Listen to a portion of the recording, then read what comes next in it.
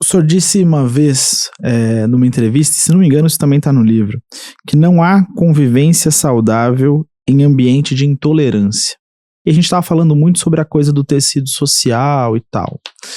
Você acha que o político, e por consequência o brasileiro, perdeu a capacidade de ouvir o contraditório e conviver com ele? Quer dizer, porque rememorando, né, a gente falou tanto da história do senhor, a história do senhor com Leonel Brizola, era um rival ali, um adversário político relevante, né, no Rio de Janeiro, mas não se via a guerra dos brizolistas contra dos Moreira franquistas, era um outro tipo, né, de diálogo e de polarização política, não era de querer eliminar o outro lado, né?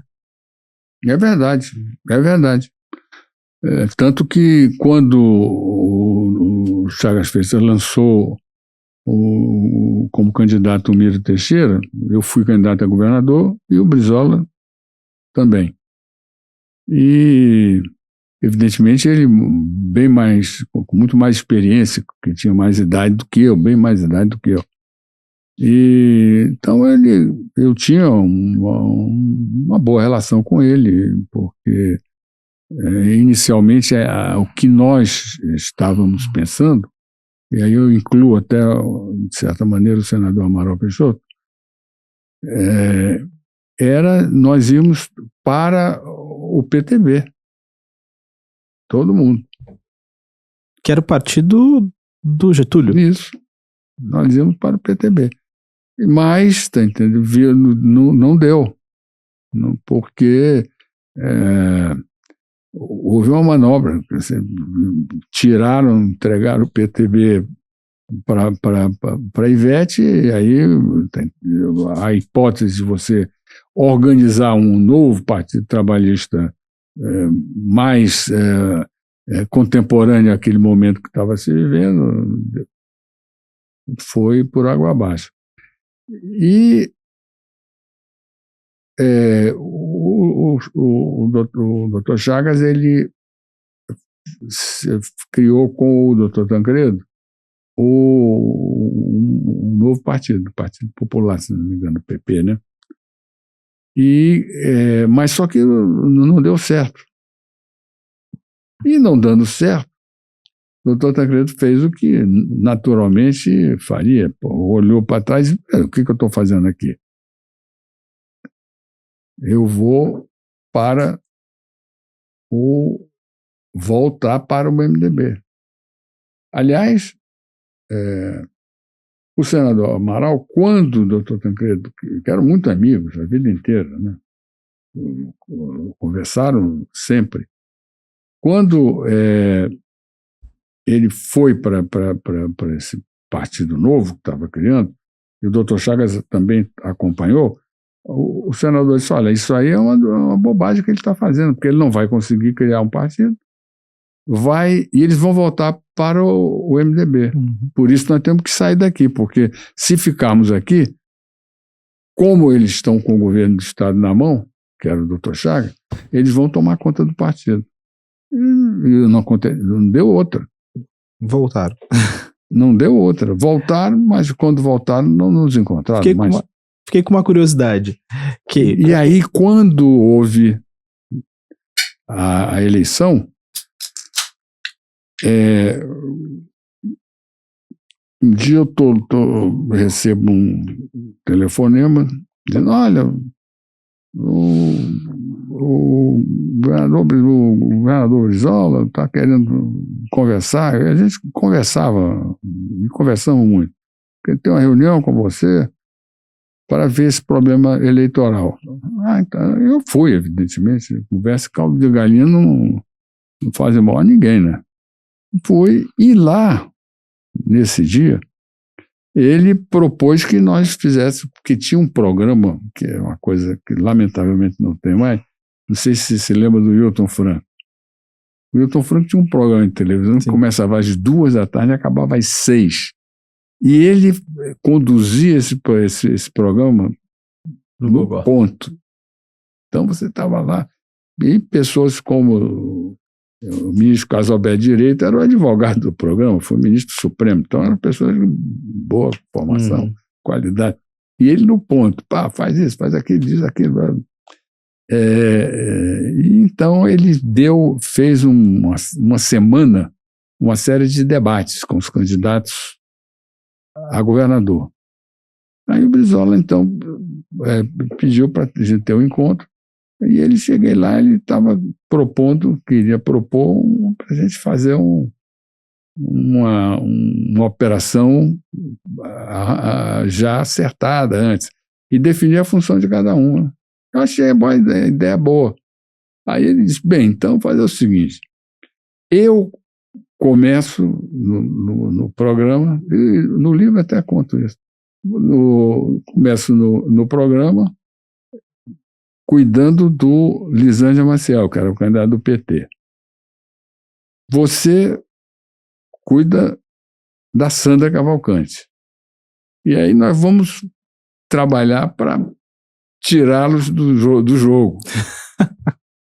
E depois nós vamos cair em cima do Miro Teixeira, porque aí a gente resolve esse problema do Chagas Freitas. E foi assim que a eleição de 82 se deu. Essas dobradinhas que a gente vê hoje nos debates, então não é uma novidade. Vocês já faziam isso antes. Estrategicamente bem desenhado. Eu fiquei com uma curiosidade. Eu até acho que eu sei a resposta, mas queria ouvir do senhor. O senhor acha que Tancredo teria sido um bom presidente? Teria. Com isso. Teria sido um bom presidente. Eu conheci bem. E aprendi muito com ele. Muito.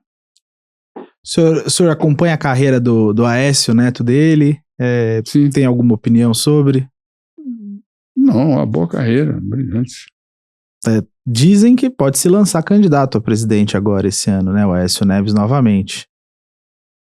Mas ele não tem estrutura partidária para isso, né? Infelizmente o PSDB teve uma... Já... Acho que dá para dizer que morreu, mas passa bem. Então, não sei, mas você sabe que o PSDB tem isso, né? Parece estar sempre para morrer, e aí tem algumas pequenas ressurreições.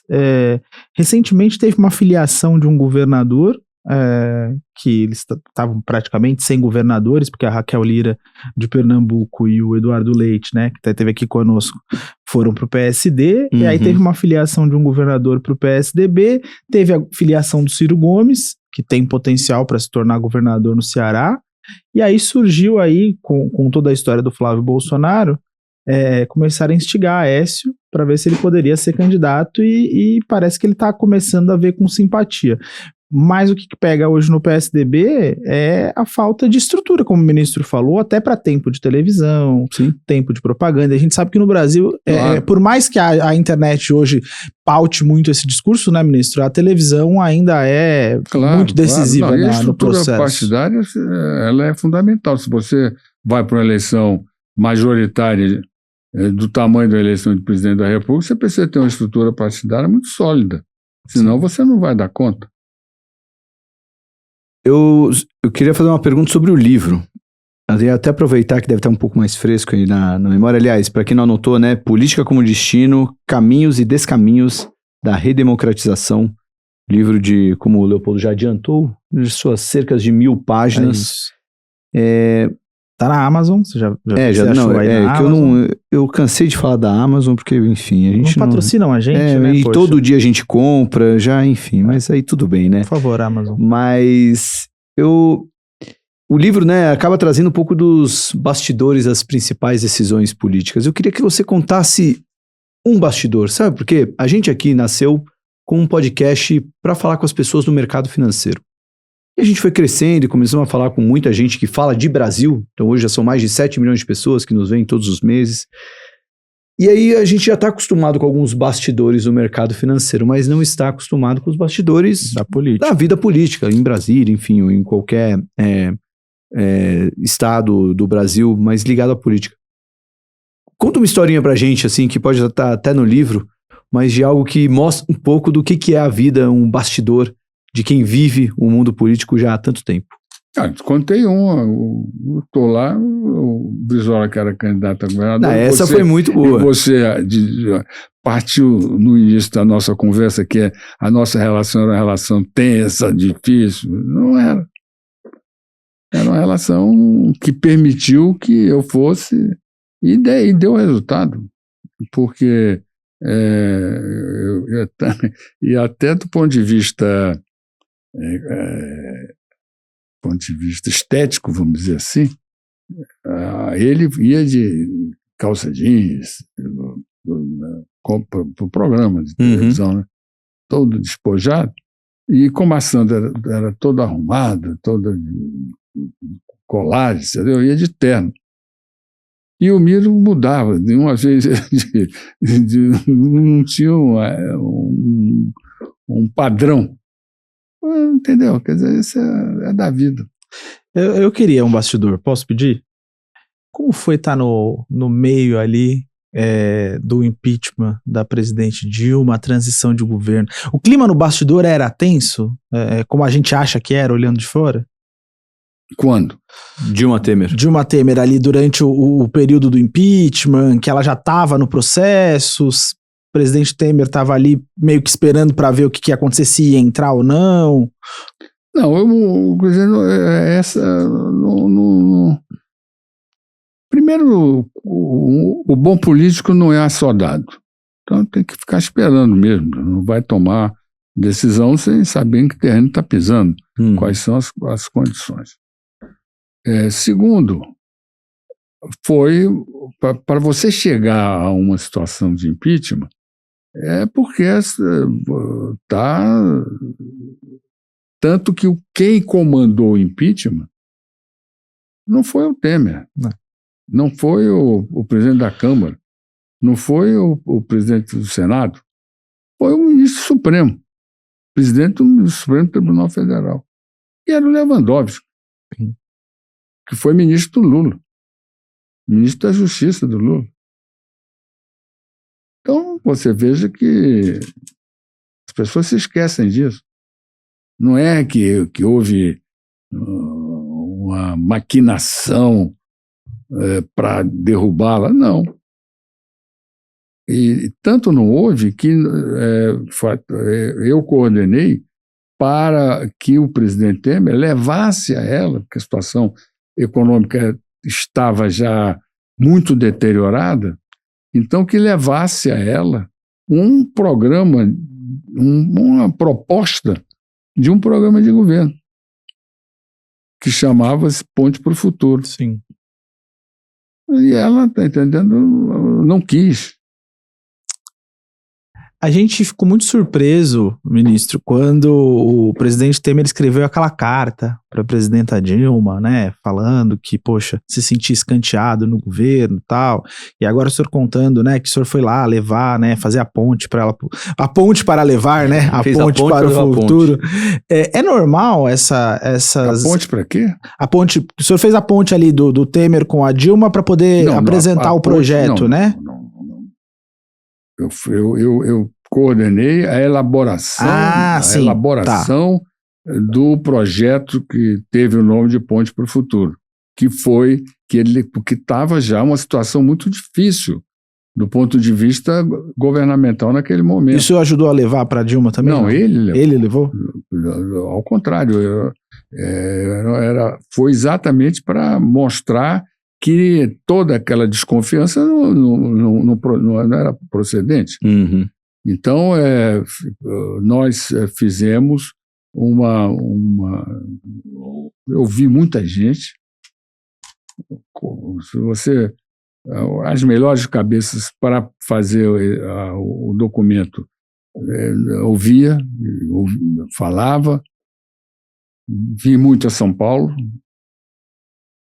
e peguei a opinião de várias pessoas, grupos, e fizemos o documento, e o documento foi entregue a ela. Deu uma entrevista coletiva, eu entreguei a ele, quando o documento ficou pronto, e os jornalistas estavam lá para ter um certo ritmo de transparência. Sim. E ele, então, foi e entregou o documento a ela, no mesmo dia que recebeu. Se você gostou desse documento, corte, certamente ele pediu vai gostar do audiência episódio pra completo. Então, ó, levar ela. clica E aqui ela que você pode assistir não ele na quis. íntegra. Ou Achou então, que- você pode clicar nesse vídeo e ver mais um Não, corte bom. desse episódio. Até a próxima. Lepo, eu tô preocupado com o horário, mas essa sua última pergunta aqui da pauta eu acho que seria uma boa pra fazer antes do Pra gente ping-pong. fechar, né? Quer fazer a honra de... E aí você deixa ping-pong comigo? Bora lá. 81 anos, o senhor tem atualmente, mais de 50 de vida política. Escreveu um livro com 1000 páginas, então tem muita história que o senhor viveu e presenciou. Tem alguma coisa que, olhando pra trás, o senhor não faria de novo? Ou acha que deixou de fazer? Olha, tem várias coisas que eu não faria e várias coisas que eu deixei de fazer. Alguma muito relevante que o senhor vem à mente agora? Eu não me preparei para isso, para essa pergunta. Então, Pô, então porque já deixar no ar pra... eu vou meditar sobre isso. Então o senhor já Porque está convidado para voltar, tá? Eu nunca pensei o que eu não faria e o que faria. É bom ter um colega de bancada como o Leopoldo que fez uma pergunta que um político de 50 anos de vida pública não estava preparado para responder. Pois é, ó. Mas, pô, já deixamos mais do que aberta essa Não, porque porta. se eu fosse responder, seria uma coisa absolutamente. Eu não meditei. Mas sobre medite sobre isso. A gente vai e aí o senhor adorar volta. ouvir a sua A resposta. gente vai querer que o senhor volte. Mas agora do ping-pong, essa é uma parte um pouco mais fácil, que a gente faz umas perguntas que talvez você não se preparou, mas são um pouco mais fáceis. A gente quer saber recomendação de livro, a gente gosta de ouvir uma música que toca o seu coração, uma indicação de convidado também para nossa audiência. E tem a última pergunta um pouco mais difícil, que é da maior gentileza que já foi feita na sua vida. Mas aí você responde o que tocar seu coração. Só antes de responder, só lembrar a nossa audiência, todos os livros, já são quase 400 episódios aqui no Market Makers, todos estão na nossa biblioteca. Se você quer ter acesso a ela, se não tiver o link lá na descrição, manda um e-mail para contato@mmakers.com.br, peça a biblioteca do Market Makers, tem livro pra caramba, de vários convidados de diferentes campos de política, economia, mercado, filosofia, enfim, todos os assuntos que já passaram aqui pela nossa bancada. Moreira Franco, uma recomendação de livro para nossa audiência. Além do seu, né, que a gente já comprou, já recomendou aqui, alguma outra leitura? Olha, eu estou acabando de ler um livro que eu comprei, aliás, eu ganhei de presente esse livro, que é não sei se conhecem, um jornalista chamado João Borges. Sim, E ele muitos anos do valor, João. descreve como se deu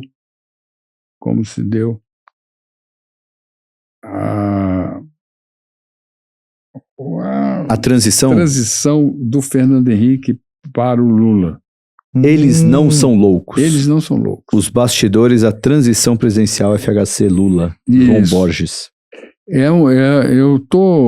Acabei agora, por isso que eu tô. Tá fresco. Tá fresquinho. E é um livro que muito, muito interessante, muito, muito educativo. Sobretudo de como você tem uma situação política em que as partes se viam como combatentes de lados diferentes, e todos muito ativos, tanto os que estavam com Lula quanto com os que estavam com Serra, no caso, com Fernando Henrique, né? E mais o Brasil, o futuro da economia brasileira, e consequentemente o futuro do Brasil, esteve sempre colocado acima de qualquer divergência política, de qualquer interesse eleitoral, etc. E o resultado foi que a transição se deu talvez tenha sido a transição mais pacífica, uma discussão, uma luta muito dura, não é? E que o resultado foi extremamente positivo para o país, porque as escolhas, você vivia uma situação no mundo muito delicada do ponto de vista financeiro, e nós conseguimos escapar da armadilha, que não era contra o Brasil, mas de modo geral, porque aqui se criou uma base de sustentação de um caminho econômico que não polarizava entre o governo que saía e o governo que entrava. Se deram muito bem no processo de organização. E esse livro, eu acho que ele é educativo, sobretudo nesse momento que nós estamos vivendo, que vamos ter uma eleição presidencial. E talvez os candidatos deviam ler esse livro. Deviam ler tanta coisa, mas realmente... Mas ó, a gente pode ajudar eles, a gente pode ler esse livro, chamar o João Borges aqui, bater um papo sobre esse... É isso aí. Então já deixar o convite aí pro João Borges, quando a gente terminar de ler o livro. Já comprei aqui o livro. Esse aí é menor, tem só 330 páginas, fica mais fácil. O do Moreira Franco tá um pouco mais difícil. Uma música que toca o seu coração. E por que essa música? Rapaz, tem tantas. São muitas. Quer escolher uma especial, a primeira que vem na cabeça? Eu não. Não vai escolher nenhuma? Pô, vai deixar a gente nessa dúvida aí? Da próxima vez que eu vier, eu vou meditar sobre isso. Vai meditar, então, sobre a música. Já temos duas perguntas. Agora, tem outro livro maravilhoso, é uma biografia do Kissinger. Vocês já devem ter visto, né? Sim, mas o nome já é só Kissinger? Quem escreveu foi aquele que é o Neil Ferguson. Exatamente isso. Neil Ferguson que... É primorosa. Mas essa aqui, no quesito tamanho, essa compensa bastante. São 1.600 páginas. Mas é uma história, né, que... Não, mas não é toda, não. Vai só... vai só até 68, de 23 a 68. É riquíssimo. Que legal. Bom, então faltou a música, mas compensou com 2 livros. 2 livros. Mas depois, quando voltar, vai ter que falar 2 músicas também. Agora, um convidado que você gostaria de ver aqui sentado no seu lugar, conversando com a gente. Sobre o quê, hein? Pode ser política, pode ser Brasil, pode ser... A gente hoje está falando de tanto assunto. Trouxemos anteontem o professor de filosofia. Depois, quando você for embora, vai chegar uma ministra. Então, a gente está falando de N assuntos. Olha, eu acho que no momento atual, vocês já devem ter ouvido os candidatos que já estão, todos eles. Alguns ainda não vieram. Tipo? Flávio está estudando a agenda, o Lula ainda não respondeu, mas dos candidatos à presidência vamos falar com quase todos os outros. Se você gostou desse corte, certamente vai gostar do episódio completo. Então, clica aqui que você pode assistir ele na íntegra. Ou então, você pode clicar nesse vídeo e ver mais um corte desse episódio. Até a próxima. A gente tá trazendo alguns nomes também que não necessariamente vão concorrer, mas que devem ter uma conversa bacana, né? Eu não gosto de falar, porque aí dá aquele azar, né? Claro. Chega não. Mas alguns nomes, assim, também da velha política que devem ter um papo bem profundo sobre o Brasil. A minha sugestão é procurar, se me permite, eu não vou dar nome, mas eu vou dar do assunto, né? Eu acho que é o que nós precisamos discutir. Pessoas ligadas que sejam formuladores, pensadores, né? A um e a outro. A uma e a outra. Porque sempre a eleição é polarizada. Os candidatos representam normalmente 2 caminhos. Então, vocês e eu, todo mundo já sabe quais são os 2 caminhos que nós temos. Escolher, entendendo, de um lado e de outro, pessoas que sejam representativas. Então, quando acabar a gravação, desligar o microfone, eu vou te contar que a gente vai fazer um episódio desse, escolhemos as 2 pessoas, uma delas já topou, E aí, tendo o seu crivo, tendo o seu aval, eu acho que é um sinal que a gente fez uma escolha certa. Mas a audiência só vai saber lá para meados de junho, que é quando esse episódio vai ao ar.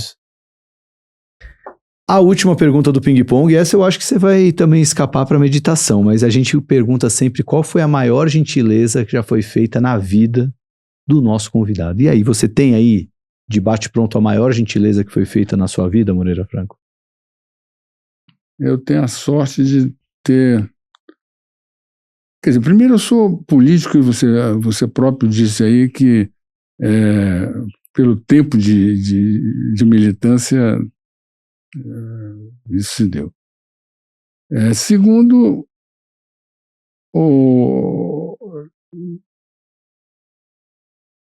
a pessoa, não vou nem citar o senador Amaral Peixoto, que foi meu chefe político, porque não vale. Mas a pessoa que mais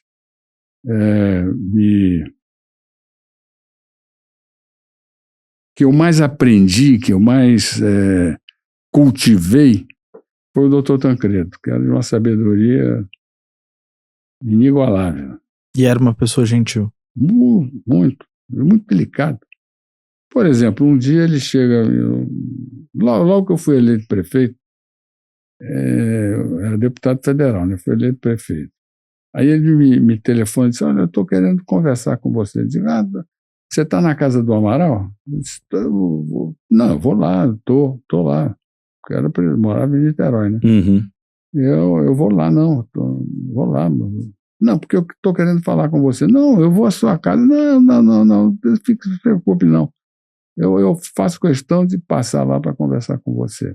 Aí ele foi à casa do senador Amaral, que morava no Rio, e eu lá estava. Ele chegou, conversou, falou que ele queria falar sobre um problema lá de Minas, de Niterói, etc. Aí acabou a conversa, tudo certo.